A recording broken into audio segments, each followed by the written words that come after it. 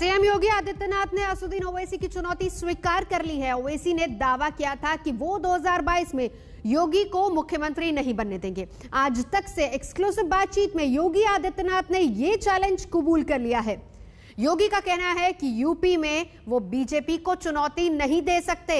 हराना तो दूर, 2022 में बीजेपी पिछले चुनाव से ज्यादा सीटें जीतकर आएगी।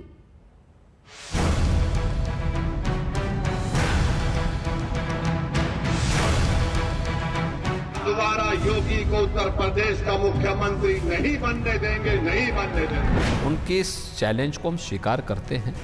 उन्होंने कहा नहीं आने देंगे तो बीजेपी इस बात को कहेगी कि बीजेपी 2022 में आकर के रहेगी।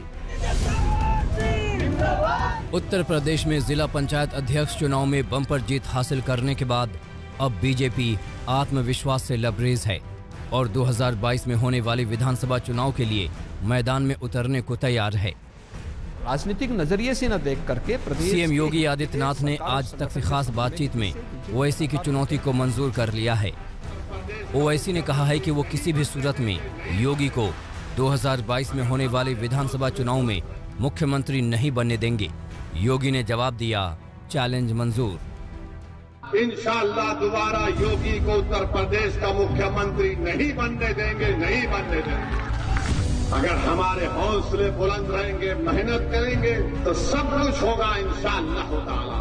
मगर हमारी कोशिश यही है कि दोबारा उत्तर प्रदेश में बीजेपी की सरकार ना बने। ओवैसी जी बड़े नेता हैं, देश के अंदर प्रचार करते हैं, उन्हें एक समुदाय विशेष का विशेष समर्थन प्राप्त है,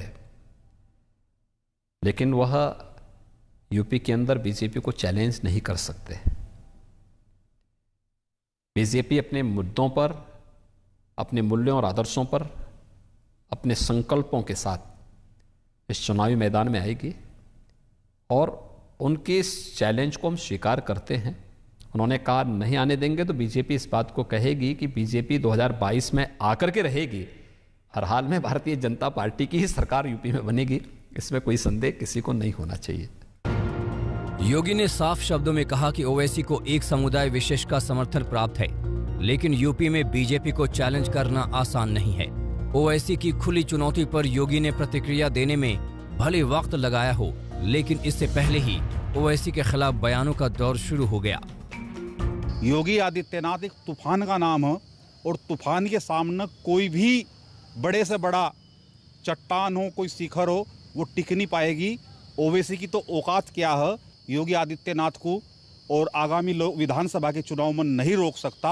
और अब की बार 325 सीट थी, अब की बार 325 प्लस सीट लेकर योगी जी पुनः इस प्रदेश के मुख्यमंत्री बन रहे हैं। ओवैसी साहब का ये जो स्टेटमेंट है, ये योगी जी को मुख्यमंत्री बनाने का है, इसलिए कि 4.5 साल सरकार को गुजरने के बाद यूपी की आम जनता जो सरकार और सरकार के कामों से मायूस है, ख़ास तौर से कोरोना में देख लीजिए यूपी की आवाम का क्या हाल हुआ है। और एक मैसेज जा रहा है यूपी के अंदर कि इस मर्तबा योगी जी की सरकार नहीं आएगी और मुकाबला नतीजा क्या निकलेगा ये तो वक्त ही बताएगा, लेकिन मुकाबला यूपी में योगी जी यानी भाजपा और समाजवादी का नज़र आता है। यूपी में विधानसभा चुनाव के लिए सियासी हलचल पूरे शबाब पर है। भले चुनाव अगले साल होने हों, लेकिन सभी राजनीतिक दल अपने अपने पासे फेंक रहे हैं। सीएम योगी आदित्यनाथ ने साफ कर दिया है कि बीजेपी 2017 की जीत दोहराएगी नहीं, बल्कि उससे ज्यादा सीटें हासिल करके विरोधियों को मुंहतोड़ जवाब देने की पूरी तैयारी में है। यानी सत्ता का सिंहासन तो बीजेपी का ही होगा। दरअसल जिस जिला पंचायत अध्यक्ष चुनाव को यूपी विधानसभा चुनाव का सेमीफाइनल माना जा रहा है, उस चुनाव में बीजेपी ने विरोधियों को चारों खाने चित कर दिया है और अब बारी 2022 के फाइनल की है।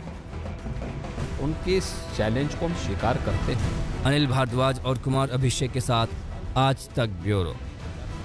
आकर के रहेगी।